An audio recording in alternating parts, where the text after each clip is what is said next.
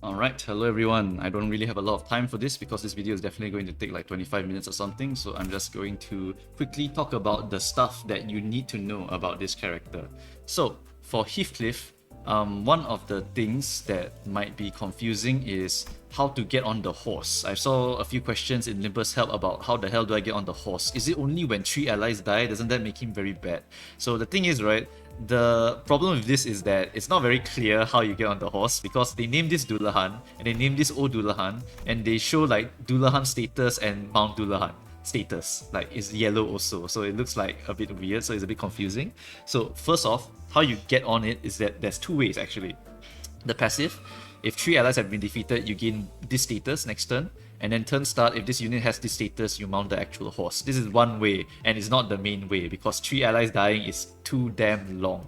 Let's go to defense. Defense is the main one. Ignore this line first. Combat start. If this unit does not have Dullahan, you gain 1 Dullahan next turn, once per turn. And that will trigger the passive, and that will let you mount the Dullahan. So that's the main way to do it. This move here also lets you get off Dullahan if you are on Dullahan. So this is your main horse riding and horse getting off ability, pretty much. Right. So now this counter ability is so unique to this game because it is from Ruina and only the king has it. So that makes him a very, very special character. What does this move actually do?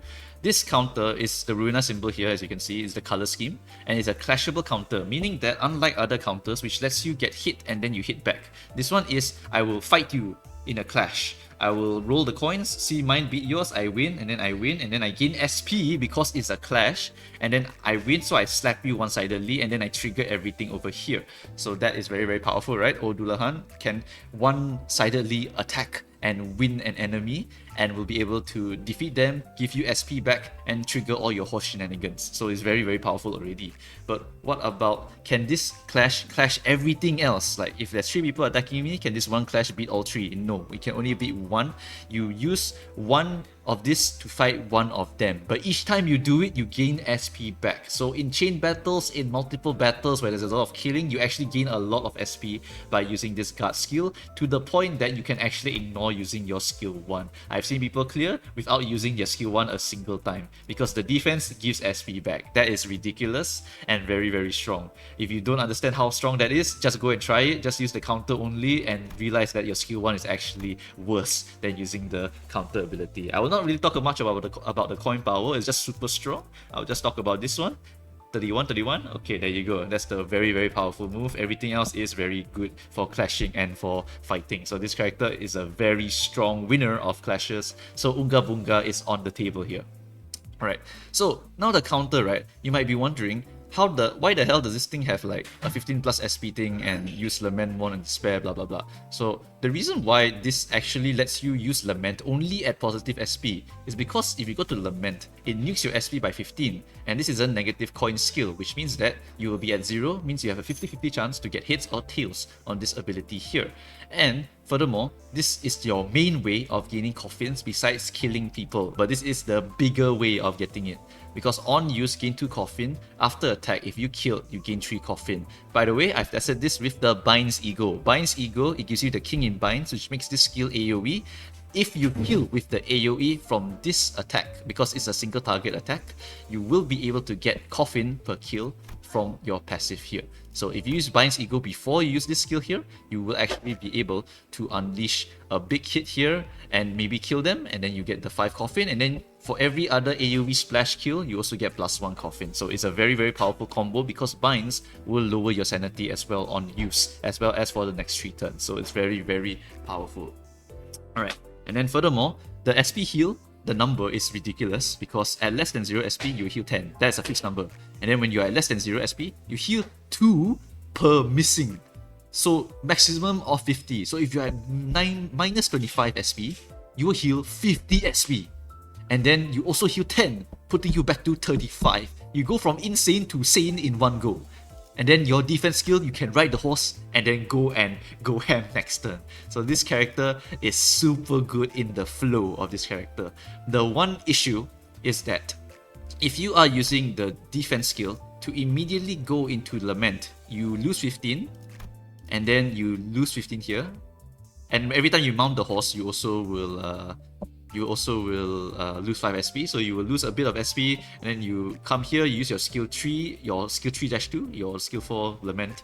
You will lose 15 SP here, and then if you don't kill and you don't hit 0, you will not heal SP at all, which means that you can't really get on and off the horse very freely, right? The way to fix this is to simply add 1 SP heal to your team. All you need is just 1 Mid Salt, 1 Base Yisang, 1 Hong Lu, and the Clash from the Odulahan here will give you the SP that you need, plus that passive triggering to activate Odulahan, effectively allowing you to jump on the horse, jump off the horse, jump on the horse, jump off the horse, and allow you to farm your coffins very freely. So SP heal is on the menu. I mean, I did say that this character was like Philip Clare, right? Philip Clare loves the SP healing characters, and so this is just the way to allow this character here to continue riding his horse all over and just keep spamming his skill 2, because even if you're on the horse, right, you will lose sanity by staying on the horse and lose sanity from using this skill here. You lose about 20 SP. Well, with sanity gain and winning clashes and killing people, you're definitely able to offset this with at least 1 healing SP method. So yeah, this character giga strong compared to Philip Clare. Philip Clare needs so much help. He loses like 45 SP. No, he loses 30 SP at some point. But this character, he can control himself, so he doesn't even lose SP that fast, and you'll be able to stay very positive with him, especially if you're just smashing through a bunch of enemies. Like every time you kill, you're getting SP back, so this character can be like super sane at some points. So yeah, this character very, very strong. Okay. I talked about coffins, I've talked about the skill tree, and talked about the defense. Alright, so how do you actually get a big cash out on this move here? And does this skill actually compare to someone like Ninclair? Because Ninclair's self-destructive purge is 331s, and that's very, very powerful. So does the 2 coin here actually make this worse? No. The reason being is that the coffin here is actually a dynamic multiplier. It actually will give you 6 damage up from having 9 coffins, which is 60% extra damage, on top of more clash power, on top of another 100% damage if you have the coffins, on top of another 60% from the Dullahan, and this one over here, and the passive here that gives you more damage for every sinking potency on the target. So you have 1 billion modifiers affecting you, and that is actually enough to make this skill do more than a Ninclair, especially if the enemy is weak to Gloom, especially if you use your Bind Ego beforehand to make it splash. Imagine self-destructive purge, but AoE. That is the shit that I am talking about right there, right? Self-destructive purge, but AoE with dynamic multipliers is crazy, and this skill is also the way you get the coffin, making this skill extremely powerful, and you have a way to access it freely by getting to this point over here. Of course, you can't use the Bind's Ego and this part here, because Bind's Ego will nuke your sanity, and you will not really be able to get to this part here very easily and do a lot of damage. Generally, you want to be at negative 25 SP before you use this move here, because negative 25 to negative 29 is about the place that you will not corrode when you use the Lament. Because if you use it at negative 30, you will lose 15, and 45, then you don't get the SP heal, you corrode next turn, you bind ego your entire party, whoops, everyone's dead, my bad. Alright, so you do have to watch out for that, make sure you don't accidentally wipe out your entire party. But if you have some SP heal on your team, you will generally never reach that point, so do not worry too much about it, okay? The SP management is not that bad. Just make sure you stay on the horse as long as possible, make sure you have as much coffin as possible, and then if you feel like you can just unleash it, don't think about it too much. Because after you unleash it, as long as you can drop to 0 SP, you just heal again, you get back on the horse, just do that shit all over again. It's damn fun, damn strong, super, super good. Recommended for everyone. He is very Unga. Especially if you notice, his skill tree, this Lament, it does not even scale very well with sinking. Okay, I mean it does scale pretty well, because base power +1 on negative coins is pretty damn good. It's just that if you really want the good sinking scaling ones, it's definitely the AoE. So this is the one, if you are using a sinking team, you would want to have sinking on the targets. But if you're just Ungabunga, then skill 3 spam plus Bind's Ego AoE will be able to more than make up for the loss in your coin power from your skill 2. And remember, the coffin also gives you damage up to help compensate for the loss of coin power. But if you run sinking, you get both benefits, which makes this AoE even more stronger. So it's up to you. Ungabunga can, sinking also can. I think both of them are perfectly viable ways to play. I've seen people just run him in a burn team and still do most damage. He is so ridiculously strong, because AoE AoE on skill 2 and offense level up from Dullahan and damage and blah blah blah blah blah. It's just ridiculous. Super strong character. Don't need to explain anymore. Okay? Passive wise, you can actually ignore Walhan altogether, because this character is all about stacking coffins high, so the damage output of this character becomes ridiculous, and you do not want to lose coffins ever, and this is the only way to lose coffins. If an ally dies, then they will transform into the Wild Hunt. So do not let an ally die, and generally just keep your coffins high so that you will be able to Ungabunga them. Okay. Besides that, there's really nothing else significant enough to talk about, I would say. Okay, one more, sorry. Impending Ruin. So Impending Ruin, this one is not significant, but I'll just say it anyway. Impending Ruin, it changes the panic type to Ruin. And Echoes of the Manor also changes it to Echoes of the Manor. So there's two different types of change panic types here. And this one is significantly better than the Echoes one, because Echoes is just spreading the Echoes around. But Impending Ruin just gives you a lot of count and sinking potency. So ideally you want this one, right? But I'm going to tell you right now, it won't really matter too much, because Echoes of the Manor plus Prime Shank plus Mullah Ishmael is more than enough to make up for the loss of this application of Impending Ruin. So even though right now, I don't know whether Impending Ruin overwrites or clashes, or maybe it's an order thing where if Echoes is first, then Impending second, Impending will overwrite Echoes and so on. I say don't need to think about this one. You just apply Echoes no matter what. Impending, if it hits, it applies, it works, who cares, just let it work. Ultimately, just make sure you are microwing Echoes to be applied permanently on enemies, and you are able to Wild Hunt and get the kills so you can get more coffins so that you can get more damage. That's all that really matters. Don't think too much about the Impending Ruin shit. Alright, so that is pretty much all for Heathcliff here. You definitely want some sanity heal. Definitely recommended for new players and old players alike. Sinking team, non-sinking team, all can be run. Very, very good character. I won't really go much else into Heathcliff already. I talked about the Binds Ego. If you still don't know what Binds Ego does, I'll just explain that. Before the King in Binds, when you use this Ego, you start losing sanity, right? So that extra lost sanity actually helps a lot in nuking his sanity down, so that you will be able to get a more likely tails hit on your skill tree. And then before the King in Binds, makes it so your single target attack will hit 100% of the resulting coin value on hit to 2 other attackable enemies with the least HP. This does not trigger the initial target kill on your Heathcliff. So if you look at the skill tree here, if you killed someone, right, you gain 3 coffin, but it will not, this part here will not trigger when you use the Binds Ego. The only part that triggers is this part here, gain 1 coffin. So if you kill 3 enemies with this, the first one you kill, you will get 5 from this skill tree, right? 2, 3, that's 5. And then you got the AoE, kills another 2 enemies, you get another +2 from this one, because +1/+1 from killing 2 enemies. So that is how the Binds Ego works, and generally Binds Ego is the best fit Ego for this character, because losing 20 SP and also allowing your skill tree to become AoE and allowing you to do a big cash out next turn is going to be extremely massive, and highly recommended for managing the sanity of this character, as well as making his damage output ridiculous. Imagine Linclair AoE, okay? That's how strong it is. Okay, so team comps. If I want to run a sinking team, I actually think that there is no better option than this team that I'm talking about right here.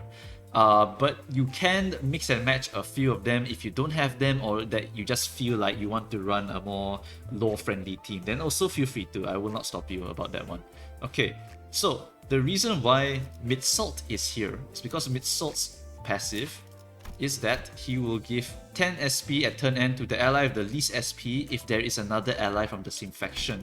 With the new tag system that P-Moon has implemented, we can see that he is actually considered a Wuthering Heights faction member, and that means that the Wuthering Heights butlers, which obviously are Wuthering Heights characters, will be able to help trigger the middle brother Masalt's support passive, and that will heal him for 10 SP, which means that you will not need base Isang, you will not need base Honglu. You can swap in any of these characters here, and you can also swap in Linton Gregor as an on-field character if you want. Alright, and the reason that these two characters are so damn good is because their counts and their ability to maintain it are very, very solid, right? Except for, I mean, Hong Lu's skill 2, but honestly, whatever. You can afford a few L's now and then. But this one is a +4 sinking count, which is nice. This one is a +1, and it's reuse coin also, so it's very, very strong. And yeah, if you don't want to use him, you can also use the support passive, because support passive is if the target is in a staggered or defeated state by an attack from one ally with the least SP, the ally heals 7 SP. And guess who? That is going to be Heathcliff, because he will be able to trigger it, right? And he's going to be able to nuke his sanity down, or you can of course use the base Hong Lu if you don't have this Hong Lu, and just allow him to heal 6 SP every time he is low SP, which is also fine. Just give him a little bit of SP heal so that he's able to become sane. And honestly, if you're killing a bunch of enemies, you will be 100% sane. You can't really change anything about that. He's like a king of murdering a bunch of small enemies. So if he just keeps killing, he will be sane the entire time. Forget about your Lament. Just spam skill 2 at that point. Or just use the positive coin skill 3, because it's still 26 damage to a single target. So yeah, still quite solid. So Lament is only when you're fighting more or less a boss or one tanky guy that just cannot die really easily. This guy, yeah, he's quite flexible. You would want to be sane when you kill a lot of enemies, and you want to be insane when you want to kill specifically one guy, or if you have a chance of becoming insane, then you can feel free to do that as well. But generally, 1 SP heal is all you need, so you do not really need Hong Lu base. You can just use any other Hong Lu if you want, or just use like some other Hong Lu, so you don't give him a support passive to heal himself. Because 1 is all you really need if you want to do some lamenting, and if you give him 2, then he will just become really, really sane. And for Dichi Hong Lu, his passive is actually really flexible for this. The reason being is that only when he kills or staggers someone, then he will heal. Which means that if you are just like killing, he will just keep healing SP. So it lets you spam your skill 2 like crazy. And if you're fighting one boss, then this will never trigger, which is very good. Because then you're nuking your SP to allow you to do a Lament hit onto the enemy eventually. Because you can beat 1 SP heal, you cannot beat 2 SP heal. So that is why I think that these two are some of the best support passives for this character here. Alright. And then Spice Bush, the reason Spice Bush is here, right, is because his count application is still damn good. I know people are scared that his skill tree will pop all of the sinking, and then my game plan of running my blue rupture is ruined. Well, guess what, buddy? You can use your evasion to cancel this skill. You can use your ego to cancel this skill. There really is no reason to not run this character, because his skill 2 and skill 1s are generally very good for Echoes of the Manor, right? This is AoE potentially, right? And sinking potency onto multiple enemies, and you can trigger Echoes of the Manor to them, so it's like really good. This one is also +1 sinking count, so it's generally quite good also. Yeah, so it's honestly quite decent to run this character, and you can always just force an ego out if you really need to maintain your sinking count or something along those lines. But generally 1 Rhymeshank Rodion and you will be good to go combo with an Echoes of the Manor, and you're good. And then after that you got Mola Ishmael to help you do some positive coin shit. You got the other butlers to do some positive coin shit. You're good, you're good. You can afford to have your Spice Bashir, and if you feel like you just want to finish off your enemies, just unleash the deluge and wipe him out. Yep. Okay, so that is why I like this sinking team a lot. I've thought a lot about this sinking team, and I think this is generally what I want for my main sinking team. And of course, you can swap out some of them for Linton Gregor if you just don't want to deal with the Spice Bush micro. I can understand that. Just use Linton instead, and that is fine. Then you become fully a blue rupture pretty much. You just focus on stacking your sinking as high as possible, and then after that you just keep slapping the enemy, and that will be your main game plan for winning. Okay. So the next one is the Ungabunga version of this team, where you just use Heathcliff as an Ungabunga character. Well, all you really need, once again, is to just run him with either mid-salt and then you run Butler Otis, or if you don't want that, you can feel free to run your Hong Lu slash base Yisang, because that is also good enough.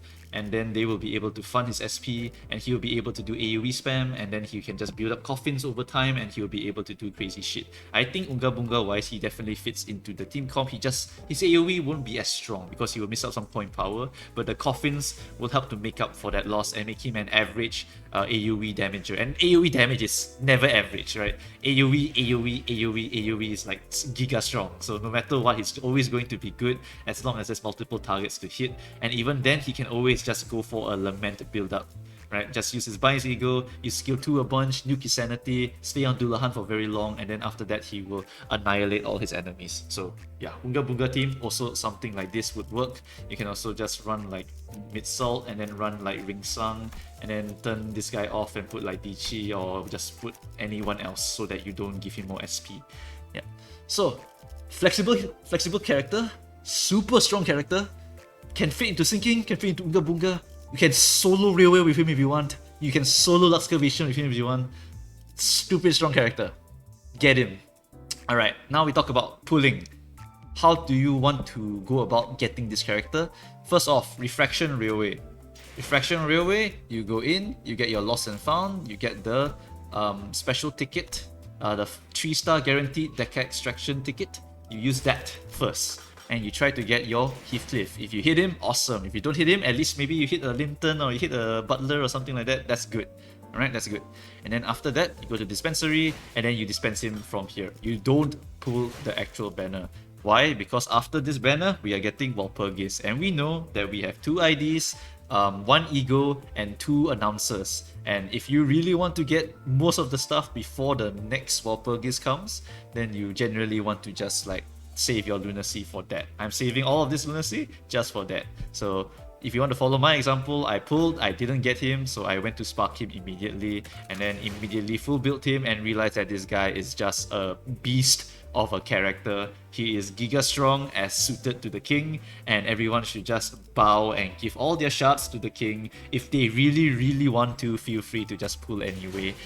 But then your Walpurgis night, you unfortunately have to miss out on a few of those IDs, and I don't know, that one of them could be Sinking related. I don't know, it could be, I don't know. Alright, so anyway, whatever lah. Whatever you want to do with the pooling side is generally up to you, but I recommend you go and use the Railway 4 ticket, and then after that go and spark your Wild Hunt Heathcliff, and that will be it. And that's pretty much it, I think. Yeah, this character, just stupid strong. Yeah, just a stupid strong character. I couldn't really explain everything in detail. I tried previous times, it took too long. But if you just go out and you try him with 1 SP healing character, you'll realize how ridiculously strong this character actually is. Especially if Club President Kim Ji-hoon wants to make all future content similar to Railway 4 and the Warp Express, because he will be the slaughterer of all content, because he AoE falls all of them to death, and then when he's ready to lament, he will make you lament like crazy with his Binds Ego, and he's just stupid strong and will be strong for very long. Like, yeah, I cannot see a reason to not use this character. He's just too damn strong. Okay, maybe if you want to use Rabbit, you can just still use Rabbit, but like this character, super strong in my opinion, super strong. Okay, right, that's it for this video, guys. I shall see you guys in the next video. Feel free to comment down on anything that you might know, like the interaction between Impending Ruin and Echoes of the Manor. That one I still need to do some testing. If you know it, you can feel free to comment down below. And yeah, anything else that I got wrong, feel free to just comment as well. Okay, good luck on your pulls, good luck on your dispensing, and have fun with this character, because he is really fun. Even if you don't consider him stronger than Rabbit, he's still super fun anyway. Just use him. Alright, thanks guys, see you guys, bye bye.